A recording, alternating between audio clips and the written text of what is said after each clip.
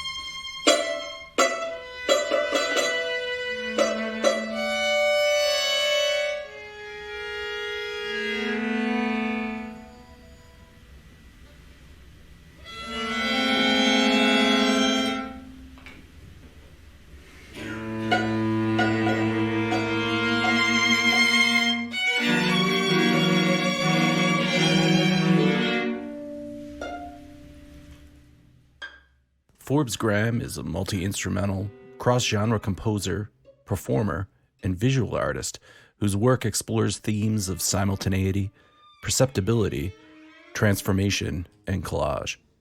He is currently a 2020 Jack Studio artist and has also received commissions from Anthony R. Green and the Festival of New Trumpet.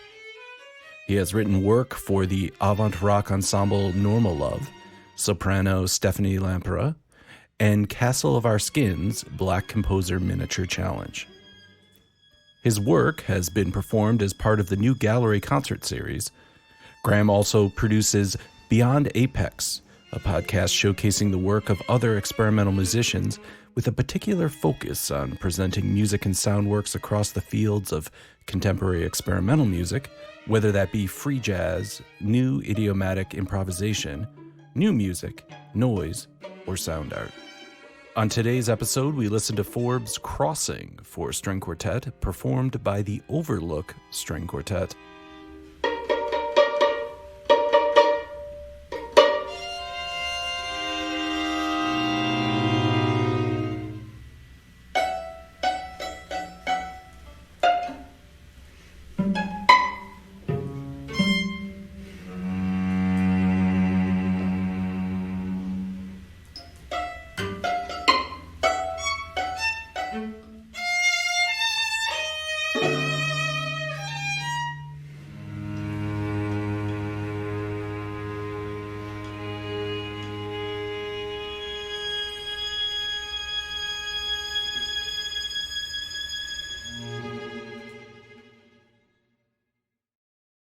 It definitely starts just with some kind of germination, some concept, idea, broad stroke kind of thing. Mm-hmm. And that depends on what the piece is or what kind of ideas are floating around in my mind. I've got the broad idea and then I use that to create a form. So I'm kind of a form first. I'm a form first person. Yeah. At least with compositions. So I kind of need to know what I'm doing. I need to know kind of like, I need a roadmap, I need instructions, I need a guidebook, because otherwise I won't ever finish anything. I'll just start I'll be like, oh, this is cool, Yeah, let's yeah, go. And then yeah. I'll forget. Hmm. And 3 years later, it'll be like I was a quarter of a way through something. So Yeah, once I started to realize that that happens with me, because it's like I have like a short attention sure, span, sure. like I'm doing too many things at once, so on and so forth. I started to use the kind of this form first kind of concept, and a lot of things that I write use it. Whether they use, in this case, there's the probabilities based on these sinusoidal functions. In other cases, it's rotations of a square, Yeah, related to, it could be a bunch of things. It could be magic squares. It could be adjacency graphs, or adjacency matrices, to be correct, based off of graphs. So it's like there's all kinds of different things, and it just right. depends. Sometimes it's like I'll write some code to tell me what happens in each measure. Sure. Not specifically like Right. everything, but like the broad scope. So like I might write some code to say, what pitch class set do I use in this measure, and then let it do it. And then it's like I've got this list somewhere that says in measure blah blah blah we'll use this pitch class set. So like I need instructions, otherwise I don't finish stuff. So when you say the form, I love this idea too. The idea that you sort of have the form, or you know what the big picture is going to be of this piece. So how specific is that form? Is it like as specific as saying this piece will be 4 minutes and 33 seconds? That's a random number I picked, but is it that specific? Are you really dealing with like specific time ratios, or is it more of well, the piece will start soft and then get loud, and is that enough, or where is it? It's somewhere in between that. It's the first one. It's the It's first the one. first one. The whole piece will start soft and get loud. That comes later. Like I write all the Oh, notes. okay. I write Yeah. notes and then I go, oh, what should it do? And it's a little frustrating because like notes are like literally, I don't know, maybe they're a half of what the music is, Sure. like people Sure. still have to express it. So like, I'll write all these notes and I'll be like, well, it's not really music yet because Yeah. it doesn't breathe. It doesn't have any kind of feeling in it, but that is how I work. And yes, Mhm. it's more temporal. So it's kind of more like I will start off and I will say, say given piece of music X has 4 sections. Usually it's like each section has X number of measures in it and it's at this tempo. So like all of that gets worked out before I write anything. And so that would, yeah, that would mean like it's 9 minutes long. Right. I mean, sometimes I'm like, I want to write a 10-minute piece. So like, how do I break it out? But Right. yeah, that's how it works. So I love this idea that the form is created and then you're sort of putting notes on a page. And then there's this sort of next step where how is this speaking as music? How is this a musical act? What's the next stage, or how do musicians then play in this creative process? When I'm writing, I do try to keep musicians in mind. Certainly, Hmm. there's kind of the core idea of, well, can they even do this at Right. all? Right. Is it possible in the corporeal world to Yeah. perform this line? Yeah. And then there's sort of thinking around how is this, best achieved by a musician, or how does this work for them? So I definitely try to be cognizant of their existence. I do find, of course, you get into a rehearsal and you've inevitably forgotten things, mixed up Sure. stuff, literally done something that needs to be fixed. So I've also found you're still learning. There's still so many things to learn from working with people. And so for the most part, when I get into a rehearsal, I mean, I guess like my thing is, sometimes I see people that's like composer versus performer and vice versa, where it's Right. like, There's that whole thing. Yeah. where the vibe seems like they're both complaining about each other. And Yeah. I'm Yeah. not into that. My whole thing is like, if you're playing my music, thank you. Yeah. Thank you. Thank you very much. And let's work together. And if there's something that I've done that's problematic in some way, let's try to fix it. Yeah. Unless it's really going to ruin the whole concept, we're going to fix it. So Yeah. that's my viewpoint. And I strive to have as little problems as possible. Yes, yeah, yeah, yeah. So when do you know a piece is done? Is it ever done? Oh yeah, they're done. They're done. Generally speaking, you write a piece. Kind of first draft is, I guess you hit double bar. That's sort of first draft in a Yeah. sense, and then performers kind of get a crack at it. Mm-hmm.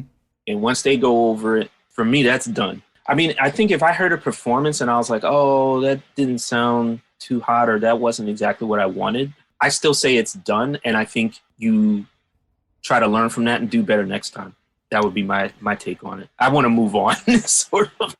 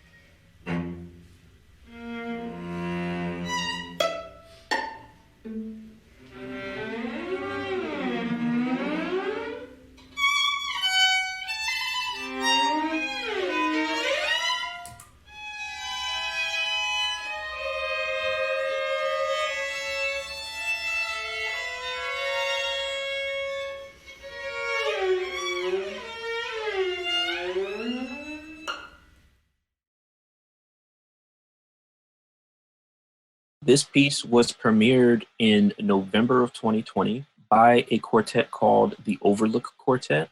They are pretty much based around the idea of playing music by Black composers. Great.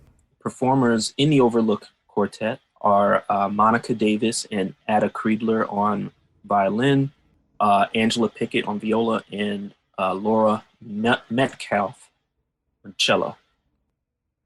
Eventually, we had this premiere in November. It was at a place called the Morris Jumel Mansion. Oh, wow. Okay. And they did a live stream on Facebook. So that was kind of cool. My dad got to check it out. So it was Nice. Cool. Yeah, it was cool. And he called me later and Yeah. we had a conversation about the piece. So that was really nice. And What was his take on the piece? he said it made him think of Hitchcock. Yeah. Yeah. And it made him think of like a horror movie or some kind of thing where you getting chased and you thought you were getting away, but then you weren't. Yep. Which has nothing to do with anything I was thinking about when I wrote it. But yeah. I was like, oh, that's cool, because there are these cycles where things kind of happen at certain points because of those probabilities and the way that function works. Yeah. So like he got the concept just in a different way, and I was like, that's cool. Yeah, I think it's funny. People always have a frame of reference from movies, because I think some of the most esoteric and experimental music that people are exposed to are in like horror films. Yeah, so totally. You know, a lot of times I'll be watching a horror film and I'll just hear like the cone linear bowing, and I'll hear, and I'll just be like, this is so cool, and then I forget to watch the movie. But yeah. One of the things I noticed about the piece, I get the sort of Hitchcock reference. The big thing that I heard, and now hearing you say that it's related to probability, I noticed there's this pizzicato theme that the piece begins with, or there's this plucked theme at the start, and that sort of continues throughout, and it feels very random. It feels like that there is some type of process going on. So could you talk a little bit about that theme and how it relates to the piece as a whole? Sure. So there's sort of two themes, kind of, because there's that pizzicato, and then there's this melody as well that kind of is there at the beginning. And so essentially what happens is so these probabilistic functions are determining when there's certain material going on, and then if that material is going on, then there's a question of how is that material being used? How is it being transformed? What's happening to it?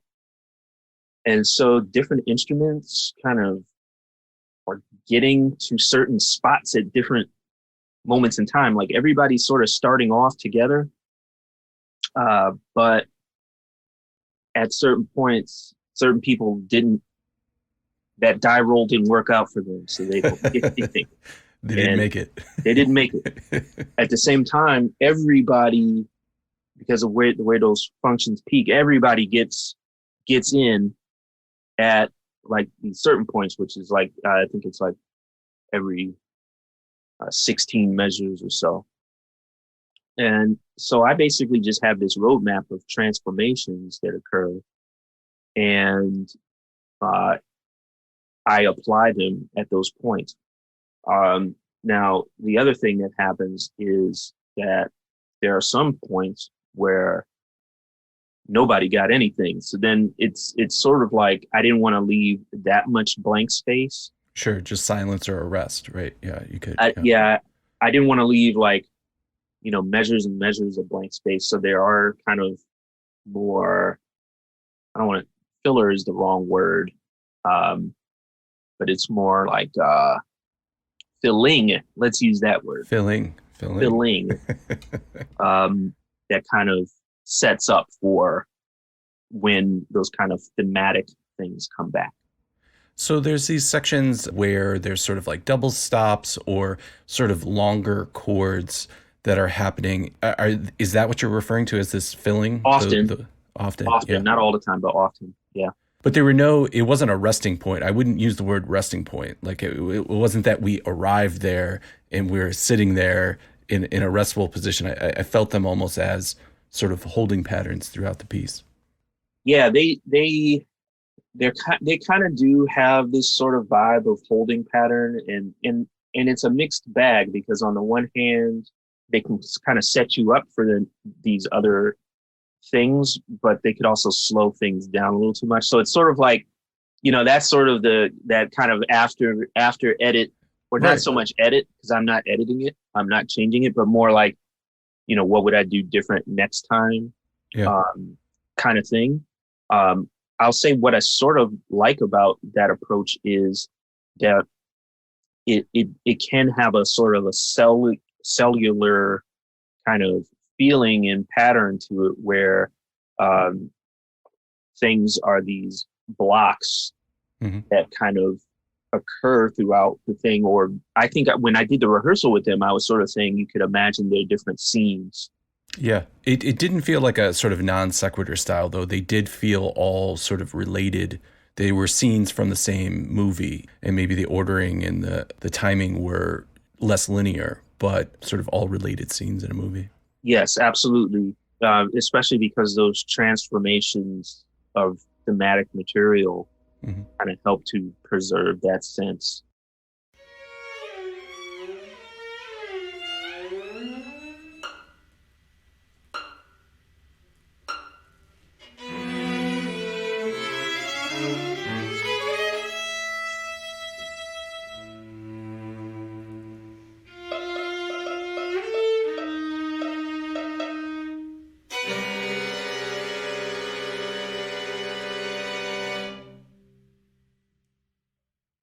I would say I have my own way of doing things. I have my own approaches. I have my own concepts. And a lot of them nobody knows about because I don't talk about them. Sure. Part of that is on purpose, and part of that is not on purpose. So, but yes, I do think I have a creative voice. I think that it's informed, mostly just by my life. I did a talk at Towson University in, I want to say September of 2019, because I was down there to do the High Zero Festival, and they were kind enough to get me a workshop. Nice. Down in Baltimore, right? Yeah. Yep. Yep. And so I did this kind of talk on at least some of my approaches to writing music. And I started it off and because we were in Maryland, I said, I am from the DC suburbs. And that was kind of like the start of the talk. Yeah. Because I was trying to kind of situate this sort of cultural stew that I grew up in. Yeah. And sort of relate it to things that are in my music. Like that DMV area, right? Where it's Yeah, like it's DC. Yeah. and it's so funny because we didn't call it that until I left, but I love that term. I use it Yeah. too. Like I'm totally into that. Yeah. And it's definitely a vibe. It is definitely a vibe there. So there's one part of, my creative voice being related to my life and all of that. Then there's kind of the part of it relating to just certain things that I do. Sure. Certain techniques I use, certain concepts. I mean, I talked about a lot of the math stuff, for example. But then another example not related to that is like I beatbox through the trumpet. And I don't even remember when or why I started doing that. But then it's like, again, like going back, I mean, okay, I'm 43. So, I grew up in a certain milieu, as they say. And, when I was growing up, it was that era where they were saying, well, hip hop isn't music. And even, even my elders, my parents were kind of like, is it music? We don't know. Right. My grandparents and stuff, they're like, what is this? This ain't no music. So, and it's that era also when it was first getting more commercialized. So you had those movies like Breakin' and Breakin' 2. Right. Electric Boogaloo. Yeah. What I guess we would say with the early 80s, where this art is kind of getting into a commercial thing. Right. More heavily. Right. Into kind of the late 80s where it's like, it is now kind of a commercial thing, into what you call the golden age of hip hop. We went through that transition of it not being music and then being maybe like dangerous or or like maybe too like militant, or it's part of a movement, to now it being like, no, hip hop is the thing. And then we're even in an era now too, where it's like, I don't know, maybe we got to find like a new thing because like, Well, I think we're in an era now where it's not hip hop, it's rap.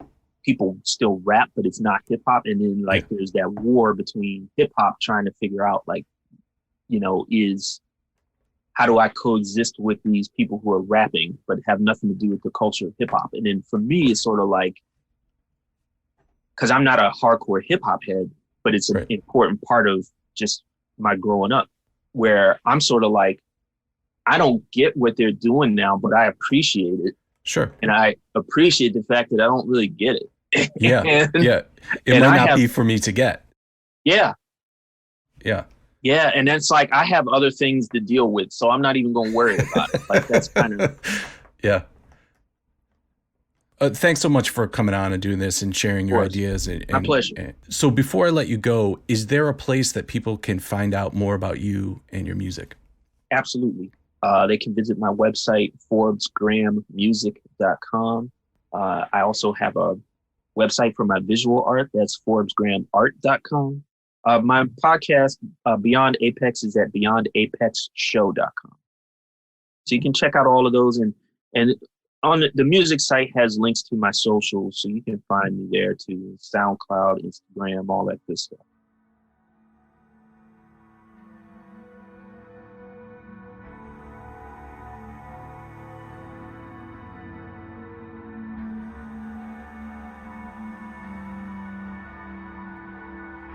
Thanks to Forbes for sharing his music and opinions with us. If you enjoyed this episode, check out other episodes in the podcast. And as always, like, subscribe, and leave a comment on your preferred podcasting app. I'm Dr. Doug Bielmeyer, and this has been The Process.